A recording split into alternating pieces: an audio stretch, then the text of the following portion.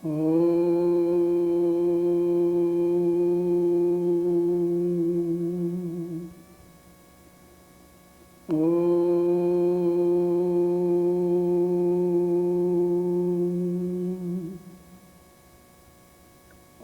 यो हो वै श्रीरामचंद्र स भगवान अद्वैत परमानंदात्मा यत्परब्रह्मो भूर्भुवः स्वः तस्मै वै नमो नमः। ओम यस्मिन् सर्वं यतो सर्वं यः सर्वं सर्वतश्च यः यश्च सर्वमयो नित्यं तस्मै सर्वात्मने नमः।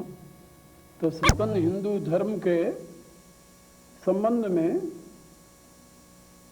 विचार सुन रहे हैं।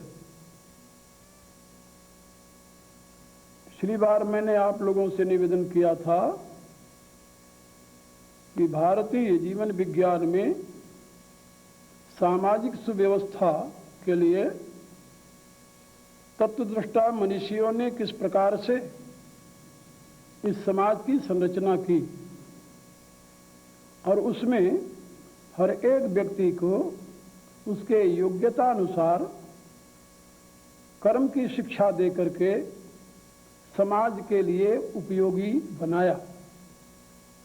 और साथ ही ये बात कही कि प्रत्येक मनुष्य इस पूरे समाज का ऋणी है, क्योंकि मनुष्य में जो योग्यता है वह विद्वानों के परिश्रम का परिणाम है। मनुष्य में जो बल है, सामर्थ्य है, वह उन किसानों के परिश्रम का परिणाम है, उन व्यक्तियों के परिश्रम का परिणाम है जिन्होंने उसके शरीर को पोषण करने में अपनी सामर्थ्य का प्रयोग किया है, अपनी शक्ति का प्रयोग किया है। और वे सभी पितृस्थानी कहे जाते हैं और उनका ऋण भी उसके ऊपर है।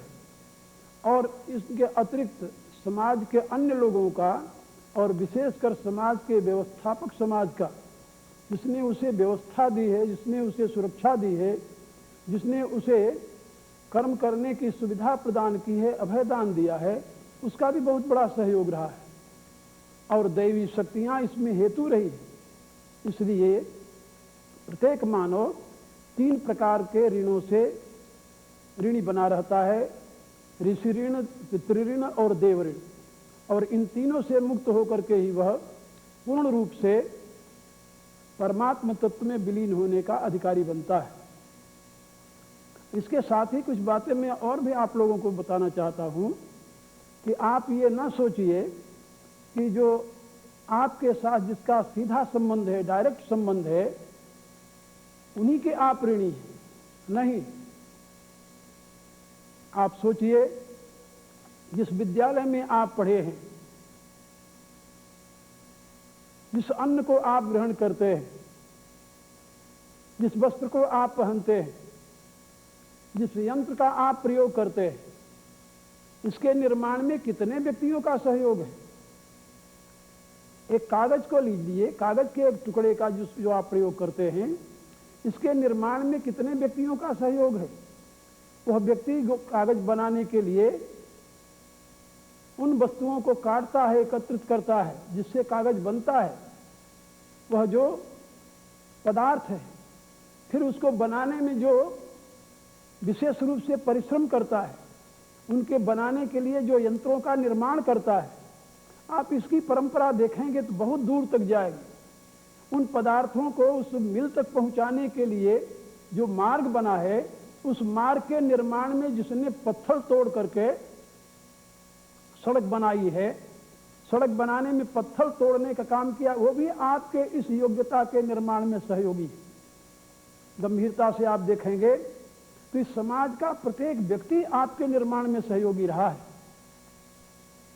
केवल आपका परिश्रम और आपके माता पिता का ही योगदान आपको योग्य बनाने में नहीं रहा, आपको सामर्थ्यशाली बनाने में नहीं रहा। इसलिए एकांत में बैठ करके आप जरा सोचिए कि आज आप इस पूरे समाज के ऋणी हैं कि नहीं हैं। क्या पूरे समाज के सहयोग के बिना आप में इस योग्यता का आविर्भाव होता, इस सामर्थ्य का सृजन हो सकता था? असंभव है। याद रखिए, यदि आप कहें कि सरकार ये सारी व्यवस्था करती है तो सरकार क्या है, जिसे आप राज्य सत्ता कहते हैं, वो राज्य सत्ता क्या है? राज्य सत्ता और कुछ नहीं है, ये समाज द्वारा निर्धारित किए हुए कुछ व्यक्तियों को दिया गया अधिकार ही राज्य सत्ता के नाम से जाना जाता है। और इससे अतिरिक्त राज्य सत्ता का कोई अस्तित्व नहीं है। ये तो आप भली भांत जानते हैं ना कि राज्य सत्ता का स्वतंत्र कोई अस्तित्व नहीं है। व्यक्तियों के द्वारा, यानी समाज के द्वारा कुछ व्यक्तियों को दिया गया जो अधिकार है अपनी स्वीकृति से, वही राज्य सत्ता का अस्तित्व रखे हुए है। मेरे कहने का अभिप्राय कि सरकार जो आपको सुविधा दे रही है, उसके पास जो धन आ रहा है उसमें उस गरीब व्यक्ति का भी हिस्सा है जो रोटी कमाने के लिए परिश्रम कर रहा है, जो वस्त्र खरीदने जाता है तो टैक्स देता है, अन्न खरीदने जाता है तो टैक्स देता है, यहाँ तक कि नमक खरीदने जाता है तब भी टैक्स देता है, पानी पीता है उसका भी टैक्स देता है। और उसी टैक्स से सरकार पैसा इकट्ठा करती है जो आपके विकास में लगाया हुआ है, या आपको सुविधा दे रही है, सुरक्षा दे रही है, आपके लिए अनेक प्रकार का साधन उपलब्ध करा रही है। तो आप उस समाज के ऋणी हैं, समाज के प्रत्येक व्यक्ति के ऋणी हैं, ये बात याद रखिए। और जो इस ऋण को नहीं समझता उसको गीता में कृतघ्न कहा गया है, वह कृतघ्न है। और याद रखिए, आत्महत्यारे के लिए भी प्रायश्चित का कोई विधान हो सकता है, लेकिन कृतघ्न के लिए दुनिया में प्रायश्चित का कोई विधान नहीं।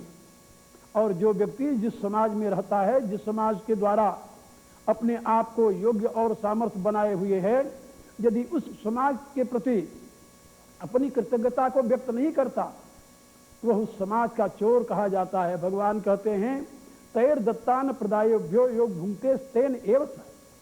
समाज के द्वारा दिए गए साधनों से उपलब्ध पदार्थों को बिना समाज को समर्पित करते हुए किए हुए जो स्वयं उसका स्वामी बनकर उपभोग करता है, वह चोर है समाज का। और जो चोर है उसके लिए श्रीमद् भागवत में कहा गया, सस्तेनो दंड मरहत। जो चोर है समाज का, वह दंड का भाजन बनता है, वह पुरस्कार का भाजन नहीं बनता। और दंड आप जानते हो, चाहे इस सरकार से आप बचकर चले जाएं, लेकिन उस सरकार से आप बचकर नहीं जा सकते। दंड रूप में आपको अनेक प्रकार की यातनाओं का पात्र बनना पड़ेगा। इसलिए नीति के अनुसार आप अपने जीवन विकास की विधा को अपनाते हुए उस समाज के प्रति भी आपका जो कर्तव्य है उसको निभाने का प्रयत्न कीजिए। इसीलिए गीता में भगवान ने कर्म त्याग की अपेक्षा कर्मयोग को श्रेष्ठ घोषित किया है। तयोस्तु कर्म संन्यासात कर्मयोगो विशिष्यते। भगवान कहते हैं, इसमें संदेह नहीं कि कर्म त्याग और कर्मयोग दोनों ही मनुष्य के लिए कल्याणकारी होते हैं, लेकिन मेरे विचार से भगवान कहते हैं, तयोस्तु कर्म संन्यासात कर्मयोगो विशिष्यते। कर्म त्याग की अपेक्षा कर्मयोग श्रेष्ठ है। श्रेष्ठ क्यों है? इसीलिए श्रेष्ठ है कि कर्म त्यागी जो है वह तो केवल आत्मचिंतन करता हुआ अपने आत्म उद्धार के लिए ही प्रयत्नशील रहता है, लेकिन कर्मयोगी जो है वह समाज के प्रति कृतज्ञता व्यक्त करते हुए अपनी योग्यता और सामर्थ्य का प्रयोग समाज के कल्याणार्थ करते हुए अपने लिए कल्याण का मार्ग प्रशस्त करता है।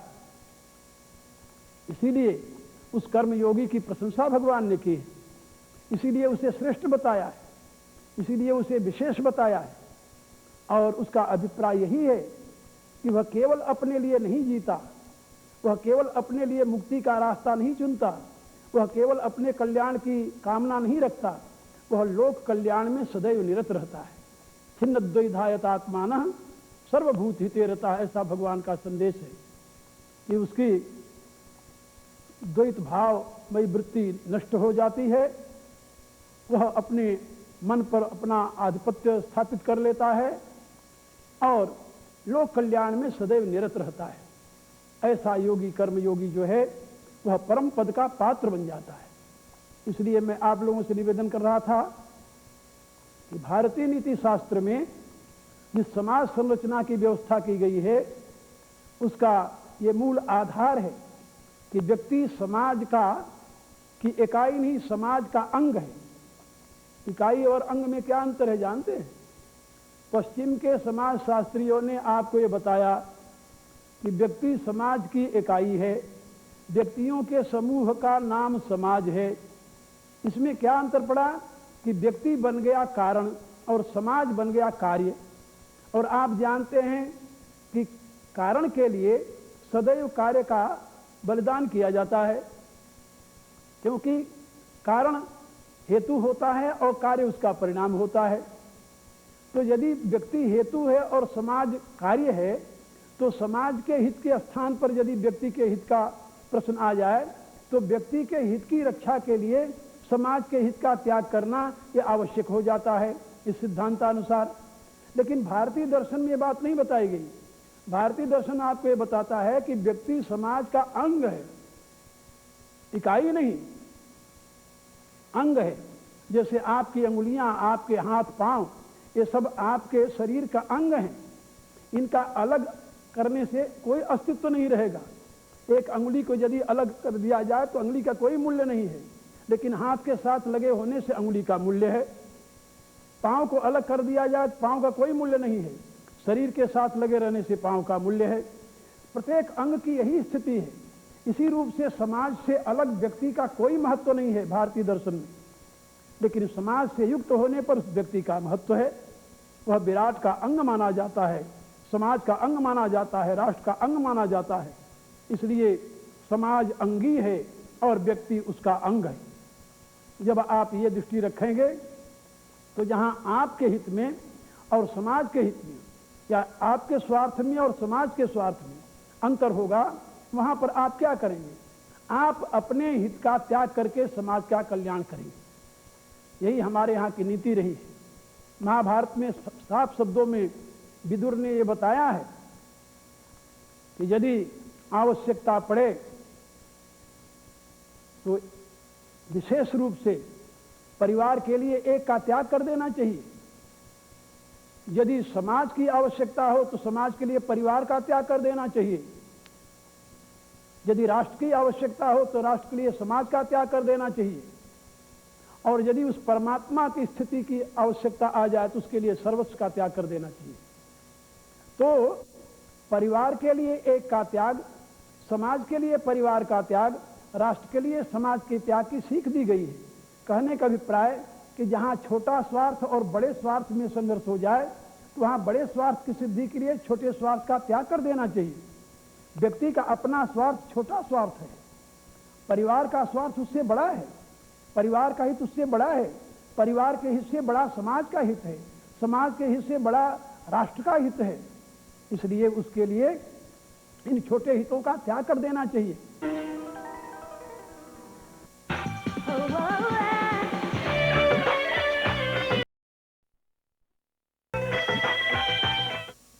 जो पांडवों की सेना को देख करके, अपनी सेना को देख करके अपने गुरु द्रोणाचार्य के पास जाता है पहले, और उनसे कहता है कि हे गुरुदेव, जरा आप पांडवों की सेना को तो देखिए, इसमें कैसे कैसे महारथी वीर योद्धा युद्ध करने के लिए तैयार हैं। आपके शिष्य ने कितनी सुंदर व्यूह रचना कर रखी है द्रुपद पुत्र ने। गुरुदेव से कहते हुए अपनी सेना के वीरों का भी बखान करता है। कहता, धृष्टद्युम्न द्वारा रची गई ये अलौकिक व्यूह रचना के सामने मेरे पक्ष के जो वीर हैं उनको भी आप समझ लीजिए। उनका भी संकेत करता है। उनका संकेत करने के पश्चात फिर वो अपने गर्व के साथ कहता है, अपर्याप्तम तदस्माकम बलम भीष्माभिरक्षितम पर्याप्तम तुदमे तेषाम बलम भीमाभिरक्षितम। किंतु हमारी सेना अपर्याप्त है, अजेय है, क्योंकि जिसके हाथ में अपनी मृत्यु है उस भीष्म के द्वारा ये सुरक्षित है। लेकिन भीम के द्वारा सुरक्षित जो है पांडवों की सेना तो पर्याप्त है, जीतने योग्य है, जेय है। ऐसा वह गर्भयुक्त बात कह करके अपने गुरु को आज्ञा देता है। उससे प्रार्थना नहीं करता, मार्गदर्शन नहीं लेता, उनको आज्ञा देता है। भीष्मेवा भरक्षन्तुम भरवन्तः सर्वे वही, आप सभी मिलकर भीष्म की रक्षा कीजिए। लेकिन उसके साथ एक बात और वो कहता है, उसको भी आप लोग ध्यान से पढ़ना गीता में। वो कहता है कि अन्य च बहवः शूरा मदर्थे त्यक्त जीविता, ये जितने बड़े बड़े योद्धा आए हैं मेरी तरफ से युद्ध करने के लिए, ये मेरे लिए अपने जीवन का त्याग करने जा रहे। कहने का अभिप्राय ये आसुरी वृत्ति है, कमाएगी दुनिया खाएंगे हम, मरेंगे ये लोग, राज्य में भोगूंगा, ऐसी उसकी वृत्ति है, वो आसुरी वृत्ति का व्यक्ति है वो।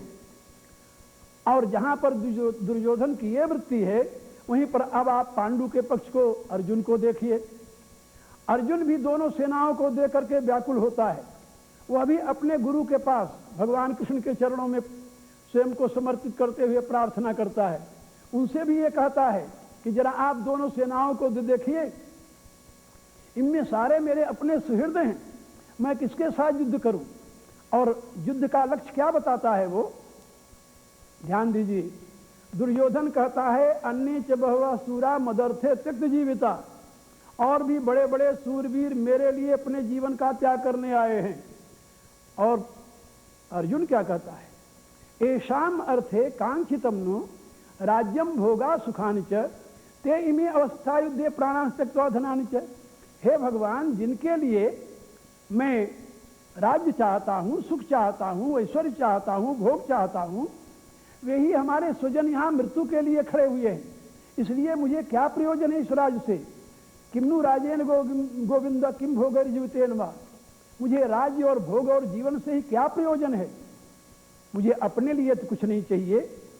मैं तो इन लोगों अपने सुहृदजनों के लिए राज्य चाहता हूँ, भोग चाहता हूँ, ऐश्वर्य चाहता हूँ।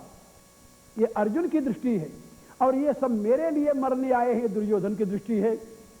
कहने का अभिप्राय, कामना से अभिभूत व्यक्ति सदैव अपने भोग के चिंतन में निरत रहता है, लेकिन भगवत भाव से अभिभूत व्यक्ति जो सात्विक पुरुष है, वह लोक कल्याण की चिंता में निरत रहता है।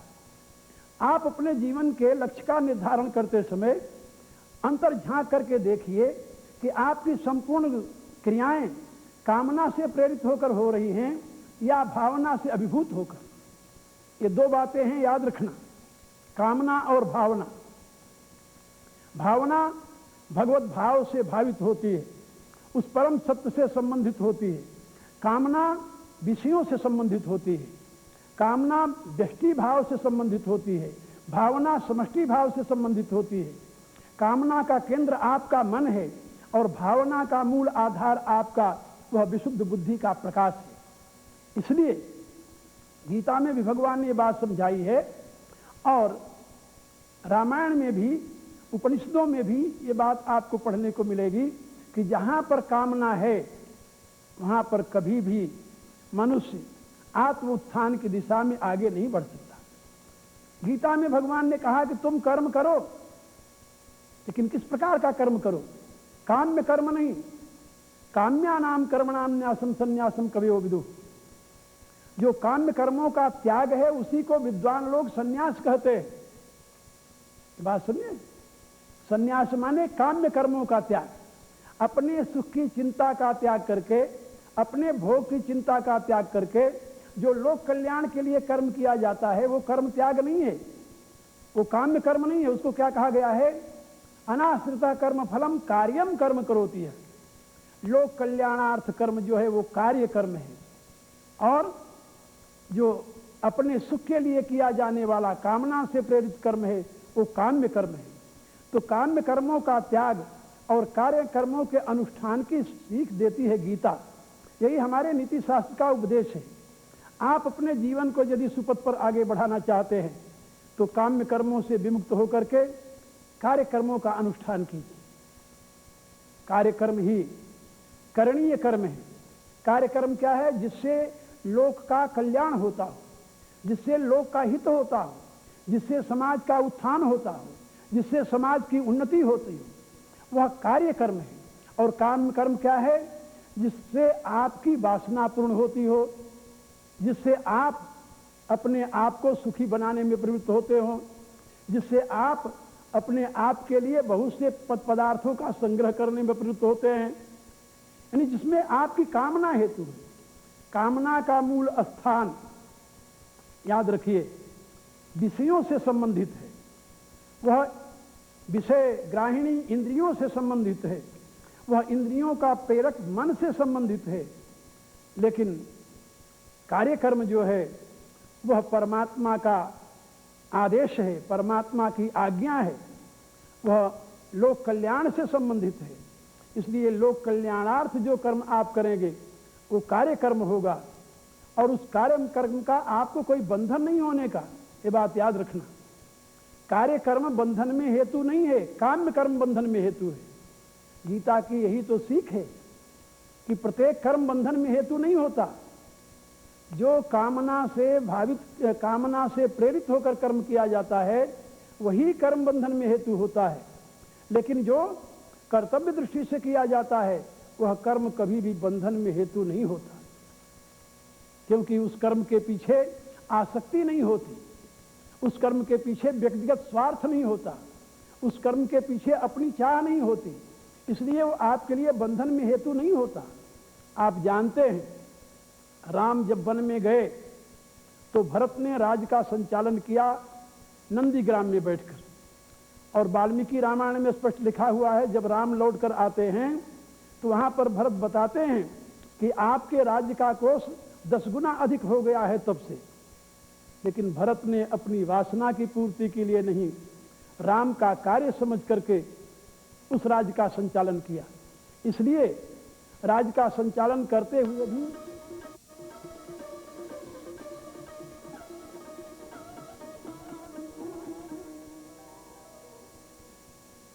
बराबर रूप में उपस्थित मेरी प्रिय आत्माओं, करुणानिधान भगवान की करुणा आप सभी के लिए सदैव कल्याण का सृजन करती रहे, यह मेरी आंतरिक शुभकामना। इससे पूर्व मैंने आप लोगों को वैदिक विज्ञान के प्रकाश में शाश्वत सनातन हिंदू धर्म के मूल सिद्धांतों के प्रति बहुत सी बातें समझाई, और परिणाम में दर्शन और नीति के प्रकाश में जीवन विकास की विधा भी बताई, और ये भी बताया है कि आपके जीवन के निर्माण में इस समाज के प्रत्येक प्राणी का, प्रत्येक व्यक्ति का पूर्ण सहयोग रहा है, और समाज के सहयोग से ही आप में योग्यता और सामर्थ्य की प्राप्ति हुई, योग्यता और सामर्थ्य का विकास हुआ है, और उसी योग्यता और सामर्थ्य के बल पर आप जो कुछ कर रहे हैं उसके परिणाम में जो कुछ मिल रहा है आपको, उसके ऊपर आपका अकेले का सत्वाधिकार नहीं है। क्योंकि जिन लोगों के सहयोग से आप में योग्यता और सामर्थ्य का आविर्भाव हुआ है, सृजन हुआ है, आखिर उनके प्रति भी तो आपका कुछ कर्तव्य बनता है। यदि आप उनके प्रति अपने कर्तव्य का पालन नहीं करते तो आप कृतघ्न गिने जाएंगे, और कृतघ्न व्यक्ति के लिए न इस लोक में कहीं स्थान है और न तो परलोक में। गीता में हमें इसके उदाहरण के रूप में दो व्यक्ति, दो पात्र सामने आते हैं। आसुरी संपत्ति का धनी दुर्योधन और दैवी संपत्ति का धनी अर्जुन। आप अर्जुन के जीवन को देखें और दुर्योधन के जीवन को देखें। गीता के 16वें अध्याय में भगवान ने जहाँ पर ये बात कही है कि सृष्टि में दो प्रकार के प्राणी हैं, असुर और देव। और आसुरी संपत्ति से जो असुर हैं उनका जीवन बंधन और पतन में हेतु होता है। दैवी संपत्ति के से युक्त जो व्यक्ति हैं वो परम पद को प्राप्त कर लेते हैं। दैवी संपद विमोक्षाय निबद्धाया सुनिमता, ऐसा भगवान का कथन है। अब आप स्वयं को देखें कि आप अपने जीवन में दैवी संपत्ति का संपादन कर रहे हैं या आसुरी प्रवृत्तियों का, ये आप स्वयं जान सकते, दूसरा नहीं बता सकता। आप ये बात याद रखिए कि आप यदि अपने विषय में पूर्ण ईमानदार बन जाए, अपने विषय में ईमानदारी के साथ आप अपने आप को देखें, समझें, पहचानें और जिस स्थिति में आप हैं उसके अनुसार आप अपने को स्वीकार करते हुए यदि आप में दैवी गुणों का विकास हो रहा है फिर तो आप निश्चय समझें कि आप कल्याण के भागी बनेंगे। दुनिया की कोई ताकत आपको बीच में बाधा उपस्थित नहीं कर सकती। लेकिन यदि आसुरी संपत्ति से आप युक्त होते जा रहे हैं शनै शनै अनजाने में या व्यामोह बस या भ्रम बस या अज्ञानता बस, तो दुनिया की कोई शक्ति आपका उद्धार भी नहीं कर सकती। ये बात याद रखिए। लाखों मसीहा, करोड़ों पैगंबर, अरबों खरबों अवतार प्रकट होकर के भी एक व्यक्ति का उद्धार नहीं कर सकते। इस व्यक्ति का जो व्यक्ति स्वयं अपने उद्धार के लिए प्रयत्नशील नहीं है, जो स्वयं उस पथ का पथिक नहीं है। इसलिए मैं आप लोगों से निवेदन कर रहा था कि ये धर्मशास्त्र जो है वह आपको जीवन जीने की दिशा प्रदान करता है, लेकिन इसको केवल सुन लेने मात्र से काम नहीं बनता, इसको अपने जीवन में उतारना पड़ता है। आप देखिए हमारे यहाँ धर्म का निर्णय करने के लिए 4 बातें समझाई गई। भगवान मनु की घोषणा है, सबसे पहले वेद स्मृति सदाचार स्वस्य प्रियमात्मन। सबसे प्रथम प्रमाण वेद है। वेदो अखिलो धर्म मूल है। धर्म जिज्ञासमानानाम प्रमाणम परमम श्रुति, ऐसा मनु महाराज कहते हैं। वेद स्वयं प्रमाण है, स्वतः प्रमाण है और वही परम प्रमाण है। सत्य और असत, धर्म और अधर्म का निर्णय करने में उसी की मुख्य भूमिका है। बहुत सी बातें ऐसी हैं जो वेद में सामान्य रूप से कही गई, लेकिन विशेष परिस्थितियों में उनका प्रयोग नहीं हो पाता और उनका प्रयोग करने से उल्टा परिणाम हो जाता है। उस परिणाम से बचने के लिए स्मृतियों में ऋषियों ने उसके लिए एक अलग मार्ग बताया है। जैसे वेद का आदेश है, मां हिंसा सर्वभूताया, किसी भी प्राणी की हिंसा मत करो, ये वेद ने आज्ञा दे दी। अब यदि हर एक व्यक्ति यही सोचे किसी भी प्राणी की हत्या नहीं करनी है और एक आतताई व्यक्ति आ जाए उसके यहाँ, उसके घर को आग लगा दे, उसका धन लूटने लगे, उसके स्त्रियों का अपहरण करे, उसके सत्व का अपहरण करे, उसको विष देकर मारने का प्रयत्न करे या उसका वध करने का प्रयत्न करे, ऐसी स्थिति में उस व्यक्ति को क्या करना चाहिए? क्या उसकी पूजा करनी चाहिए? कहा नहीं। इसके लिए स्मृतिकार आकर खड़े हुए हैं, वो आदेश देते हैं, नहीं, अग्निदो गर्दश्चैव शस्त्रपाणी धनर्पहा क्षेत्रदारा पहड़ता च सड़ेते यात्ताई। कहा जो दूसरे के घर में आग लगाता है, दूसरे को विष देता है, दूसरे को मारने के लिए उद्यत है, जो दूसरे की स्त्री का अपहरण कर रहा है, धन का अपहरण कर रहा है, सत्य का अपहरण कर रहा है, वह आतताई है। और ऐसे आतताई का वध करने में कोई पाप नहीं है। आतताई मायात्म हत्वादेव अभिचारी। आतताई दया का पात्र नहीं होता, आतताई कृपा का पात्र नहीं होता, उसका तो वध ही कर देना चाहिए। मेरे कहने का अभिप्राय कि वेद की जो सीख है मां हिंसा सर्वभूतायाम, यहाँ आकर के वह लागू नहीं होती, अक्षरशः वह प्रयुक्त नहीं की जा सकती, क्योंकि आतताई का यदि आप वध नहीं करते तो आतताई आपका वध कर देगा। यदि दुष्टों का दमन नहीं किया जाए तो दुष्ट आपका दमन कर देंगे। अहिंसा का जो कार्टून है मेरे विचार से, न समझे हुए अहिंसा शब्द की दुहाई देते हुए अहिंसा के पालन का व्रत लेकर के जो अनेकों व्यक्तियों के हिंसा में लोग हेतु बन जाते हैं, उसका परिणाम क्या होता है आपको पता है। लोग ये कहते हैं कि अहिंसा के बल से भारत स्वतंत्र हुआ, लेकिन क्या आपको पता नहीं है कि भारत की स्वतंत्रता में 32 लाख से अधिक निरपराधी लोग कत्ल किए गए थे? क्या आपको पता नहीं है इसमें कितनी ललनाओं का सिंदूर उजाड़ गया, कितनी